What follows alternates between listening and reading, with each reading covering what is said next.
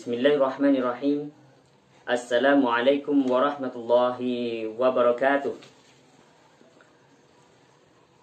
Alhamdulillahi rabbil alamin wa bihi nasta'inu ala umuri dunya waddin. Wassalatu wassalamu ala asyrafil anbiya'i wal mursalin wa ala alihi wa ashabihi wa dzurriyyatihi wa ahli baitin nabiyyit tahirin ajma'in. Allahumma salli ala sayyidina Muhammadin wa ala ali sayyidina Muhammad kama sallaita ala sayyidina Ibrahim wa ala ali sayyidina Ibrahim fil alamin innaka Hamidum Majid. Amma ba'du. Saudara-saudaraku dimanapun Anda berada, ya, sebelum saya mulai dalam mengkaji ini, maka saya akan menyampaikan satu kutipan daripada ayat Al-Quran yang berbunyi, A'udzubillahi minasyaitonirrajim, Bismillahirrahmanirrahim. Innaka la tahdi man ahbabta, walakinnallaha yahdi man yasha'. Sesungguhnya engkau tidak akan pernah memberikan hidayah kepada siapapun yang engkau cintai, tetapi Allah akan memberikan hidayah kepada yang dikehendaki. Jadi di sini semoga Allah memberikan hidayah itu, petunjuk itu kepada orang-orang yang dikehendaki, agar siapapun bisa menerima kebenaran. Saudara-saudaraku dimanapun Anda berada, ya, masing-masing dari kita mempunyai tugas yang berbeda-beda. Ada yang tugasnya adalah berinvestigasi, ya, melihat langsung kepada tempat. Ada yang tugasnya adalah atau merasa tugasnya di bidangnya adalah untuk mencari bukti dengan cara membedah buku. Ya, di sini saya sedikit saja memberikan disclaimer atau saya mengatakan bahwasanya apa yang saya lakukan ini adalah murni dari apa yang ingin saya sampaikan, tanpa ada tekanan, tanpa ada permintaan dari siapapun. Dalam hal ini, di atas hanya ada Allah, di bawah hanya ada tanah.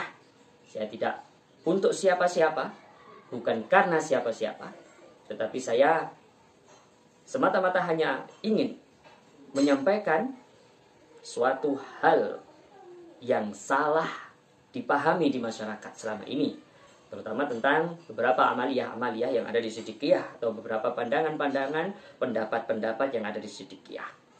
Ada yang menggiring perbedaan pendapat tapi dibahasakan menentang. Itu kan beda antara berbeda pendapat dengan menentang, itu berbeda.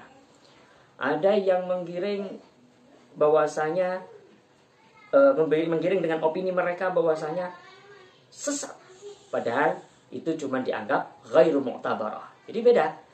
Ghairu mu'tabarah dengan sesat itu harus dibedakan, ya. Dalam hal ini harus dibedakan. Yang jelas diakui ataupun tidak diakui, ya, tetaplah berjalan.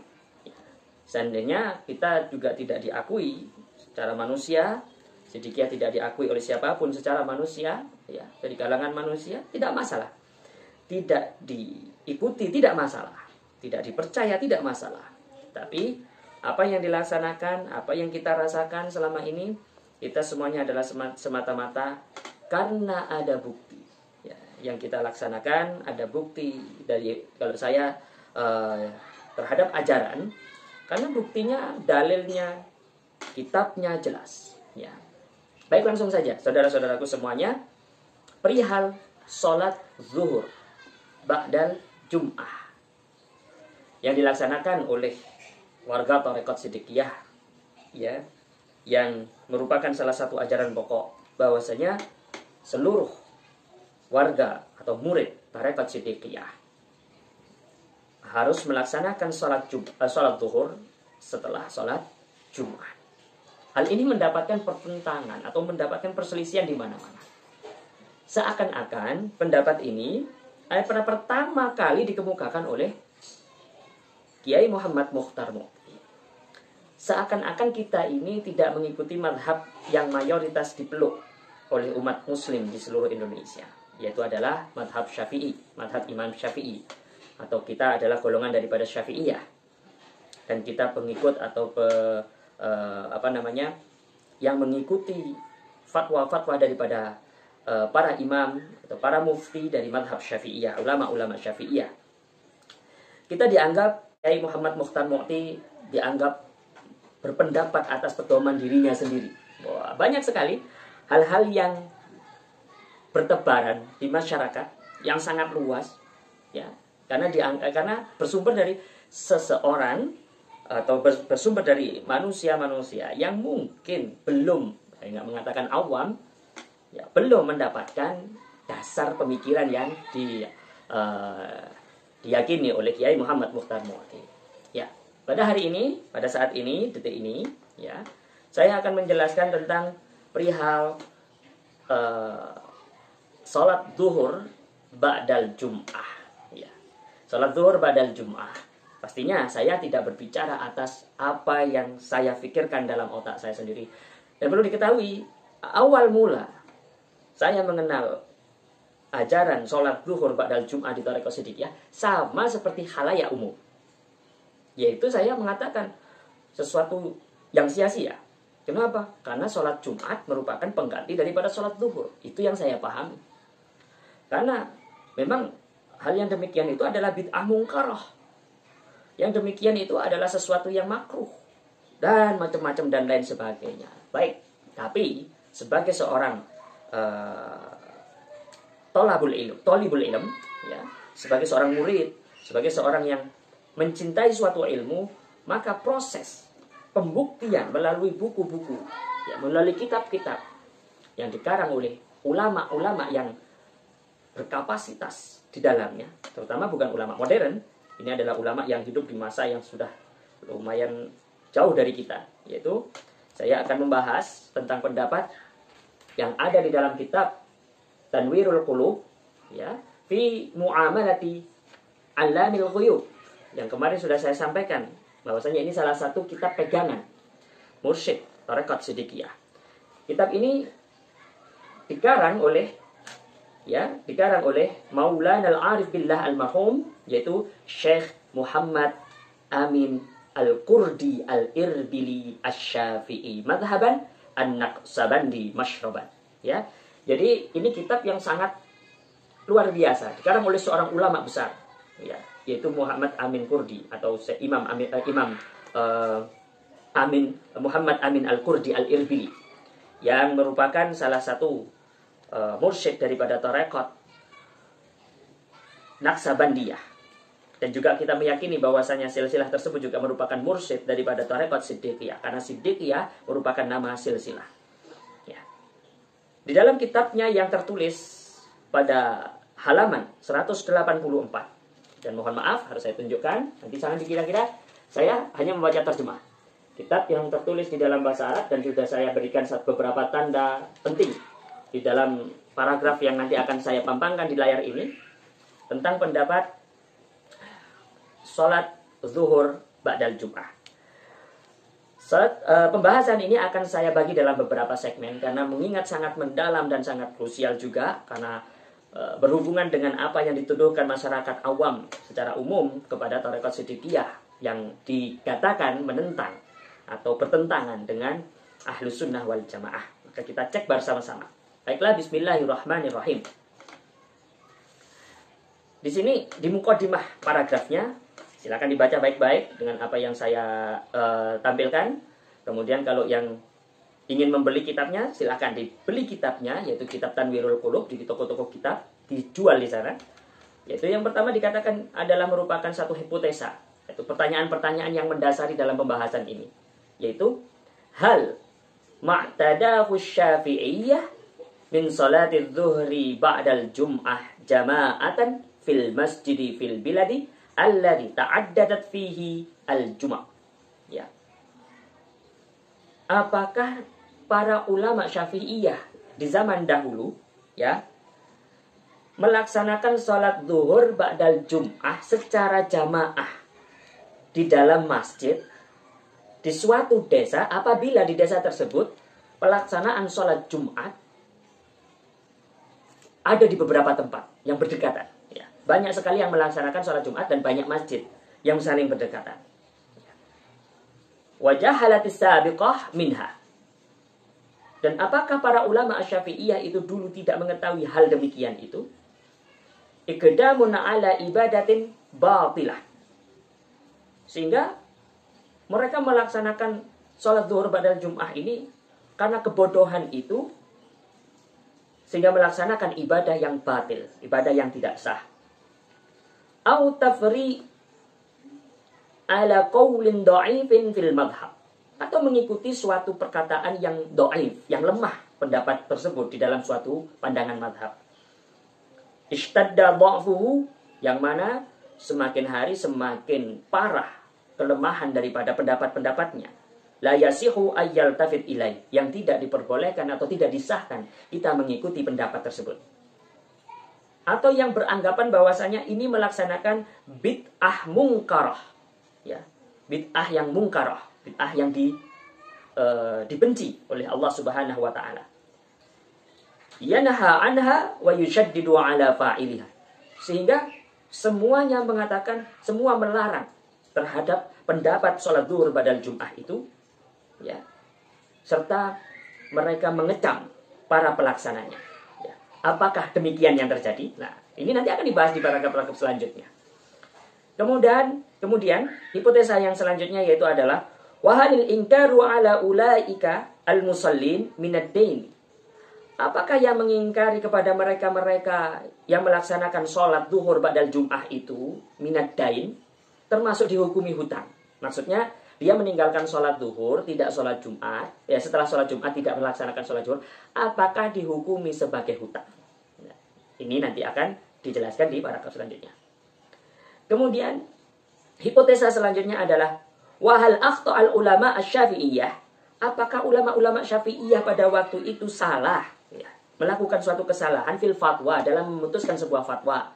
Mereka memfatwakan sholat zuhur ba'dal Jum'ah itu mustahab, ya, dianjurkan untuk dilaksanakan, ya, naik satu derajat daripada derajat mandub, ya, derajat sunnah. Bahkan ada yang mengatakan qauluhu wajiban atau wajib, ya, maka pahami dulu sebelum menuduh, pahami dulu, ya. Disinilah al ulama asy-syafi'iyah fil fatwa, apakah mereka salah semuanya? Ini ulama Syafi'iyah loh. Ini ulama Syafi'i. Ya, kalau Anda bermadhab Imam Syafi'i, ya, kalau Anda mempertentangkan apa yang diputuskan atau yang difatwakan oleh ulama Syafi'iyah, maka ya Anda silakan putuskan sendiri, Anda termasuk pengikut daripada Syafi'iyah apa enggak, madhab Syafi'iyah apa enggak. Ya. Bidzalika, atas fatwa atas salat zuhur ba'dal Jumat tersebut yang dilaksanakan min qurun, secara berabad-abad turun temurun. Akan tetapi wa khanahumuddhihan, tetapi diingkari atau dikhianati atau disanggah oleh para cendekiawan baru. Nah, cendekiawan baru ini siapa? Gitu. Yang biasanya suka membid'ah-bid'ahkan ini siapa? Yang sukanya biasanya mensesat-sesatkan ini siapa? Kita semuanya sepakat. Ada satu kaum, ada satu golongan yang mereka sangat mudah membid'ah-bid'ahkan orang lain atau mensesat-sesatkan orang lain. Maka kalau yang ikut-ikutan itu, ya berarti ikut mereka. Kan man tasyabbaha biqaumin fahuwa minhu. Barang siapa yang menyerupai suatu kaum, dia seperti dia. Makanya ayolah kita pahami semuanya dengan ilmu. Kita open minded aja. Kita berpikiran terbuka, iya, tidak. Jangan kita mengiyakan yang tidak, gitu ya. Kemudian wafatahumul fiqh fadallu wa adallu. Apakah seluruh ulama-ulama Syafi'iyah pada masa dahulu itu meninggalkan kaidah-kaidah fikih di dalam melaksanakan fatwanya untuk menjalankan sholat zuhur ba'dal Jum'ah, sehingga yang difatwakan menjadi fatwa yang adallu, ya, dallu wa adallu, yang sesat dan mensesatkan umat. Hipotesa selanjutnya, wahal idnul imam min qubaila hakamal hakim yartafi'u bihil khilaf. Apakah permasalahan di mana ketika seorang imam, ya, seorang kiai, seorang syekh memberikan izin untuk melaksanakan sholat zuhur ba'dal Jum'ah, di mana sholat zuhur ba'dal Jum'ah itu belum diputuskan hukumnya oleh seorang hakim. Apakah ini yang menjadi penyebab perselisihan? Kita lihat nanti di penjelasannya, ya. Lalu hipotesa selanjutnya, wahal kullu masajidil qatri nalat hadal idzan. Apakah seluruh masjid mendapatkan izin yang sama di dalam pelaksanaan sholat zuhur ba'dal Jum'ah? Terutama bagi masjid-masjid pengikut mazhab Syafi'iyah, ya. Nah, hadza ma nuridu an nu'ridah. Inilah yang ingin kami tunjukkan.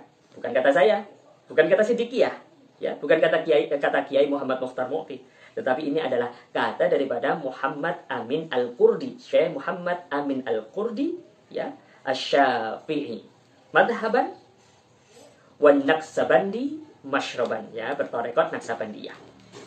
Ya. Hadza ma nuridu an nu'rida lahu fi kalimatina hadhihi. Inilah yang akan kita sampaikan tentang pendapat kita. Bayanan lima alaihi ulama'ul madhab. Suatu penjelasan yang mana kuat dasarnya di atasnya para ulama-ulama madhab. Wa ma yartadihi ad-dalil, yang disertai dengan dalil-dalil, ya, dengan dalil-dalil untuk menguatkan pendapat bahwasanya bagaimanakah hukum sholat zuhur ba'dal Jum'ah. Ya, fi amthali hadhil masail al-ijtihadiyah. Di dalam permasalahan ijtihadiyah seperti ini. Ingat, garis bawah dengan baik, bahwasanya ini adalah al-umur al-ijtihadiyah atau al-masail al-ijtihadiyah. Masalah-masalah yang ijtihadiyah, ijtihad, melalui ijtihad. Proses penelitian marja atau maroje atau referensi sehingga diputuskan kesimpulan suatu hukum, ijtihad, ya. Apa yang dikatakan Kiai Muhammad Mokhtar Mukti adalah amrun ijtihadiyah. Kalau di dalam amrun ijtihadiyah, khilaf itu suatu yang wajar. Itu cuma sebagai perbedaan pendapat, bukan pertentangan. Ya, bukan pertentangan. Pahami masail al-ijtihadiyah. Lalu para mujtahid, mereka kuat, berani melakukan ijtihad. Meskipun itu salah, andaikan itu salah. Kenapa? Karena memang di dalam hal urusan ijtihad, apabila benar, maka mendapatkan 2 ganjaran, 2 pahala. Yang pertama, pahala pertama adalah pahala kesungguhan di dalam melampaui kesulitan-kesulitan ijtihad. Kemudian pahala yang kedua adalah kebenaran yang diikuti oleh umat. Tapi apabila salah, maka dia tetap mendapatkan 1 pahala. Kenapa? Pahala atas usahanya melalui kesulitan-kesulitan di dalam berijtihad. Yang salahnya tidak dihukumi dosa. Kenapa? Karena merupakan sesuatu yang raf'ul qalam atau rufi al-qalam. Tidak dianggap dosa. Kenapa? Karena tidak disengaja. Bukan disengaja untuk mensesatkan umat. Ini masalah al-masail al-ijtihadiyah. Maaf ya, agak ngegas ini. Bidarbin minal bayani ta'rifuhul khassah. Dengan menyodorkan beberapa keterangan-keterangan yang hanya diketahui oleh orang-orang khusus, yang hanya dipahami oleh orang-orang khusus. Siapa orang khusus itu? Anda yang pernah masuk pondok, kita memiliki satu anjuran, ya, fas'alu ahla dzikri, ya, maka tanyalah kepada ahli dzikir atau tanyalah kepada ahli ilmu itu. Yaitu orang-orang yang khosoh, yang setiap harinya adalah berzikir, bermunajat kepada Allah untuk mendapatkan ilham. Pahami baik-baik. Wala ya'lu katsiran an adhanil ummah. Yang mana permasalahan-permasalahan yang ijtihadiyah seperti ini tidaklah banyak dipahami oleh pemikiran-pemikiran masyarakat umum, ulama-ulama umum, mubalik-mubalik umum, asatid-asatid umum, khassah. Sekali lagi, khassah, khusus. Wallahul mas'ul ayyajma'a kalimatal ummati alal huda. Dan apapun persatuan umat ini, ya, siapa yang bertanggung jawab di dalam mempersatukan umat ini? Yaitu hanyalah Allah Subhanahu wa ta'ala. Mempersatukan dalam hal apa? Perbedaan-perbedaan ini disatukan oleh Allah Subhanahu wa ta'ala, disatukan dalam satu petunjuk yang hak. Inilah yang perlu kita pahami. Maka perselisihan pendapat wajar, ya, perbedaan pendapat wajar, ya. Maka kita harus menghormati perbedaan itu. Itulah cara beribadah kita, itulah cara beragama kita. Selanjutnya, secara detail menjawab hipotesa-hipotesa yang saya sampaikan dari kitab Tanwirul Qulub, ya, bukan dari saya, dari kitab Tanwirul Qulub, akan dilanjutkan kepada segmen-segmen selanjutnya. Anda punya kesempatan untuk mendapatkan keterangan-keterangan yang lebih konkret apabila Anda masih belum meyakini. Setidaknya perbedaan di antara kita, antara Siddiqiyah dengan mayoritas masyarakat muslim di Indonesia adalah menjadi suatu rahmat di mana kita semuanya sekarang senang mengkaji ilmu. Kita semuanya senang mengkaji sebuah ilmu tasawuf. Kita sekarang senang untuk melihat kebenaran-kebenaran tasawuf. Ini adalah hikmah yang sangat mahal. Ini saja yang bisa saya sampaikan. Selanjutnya akan kita sampaikan lagi masih dalam bab yang sama dalam kitab Tanwirul Qulub, ya, yaitu fi bab alladzina takallamu biha an salatiz zuhri ba'dal jum'ah. Syukran katsiran ala husni ihtimamikum. Wabillahi taufiq wal hidayah wal ridha wal inayah. Wassalamu alaikum warahmatullahi wabarakatuh.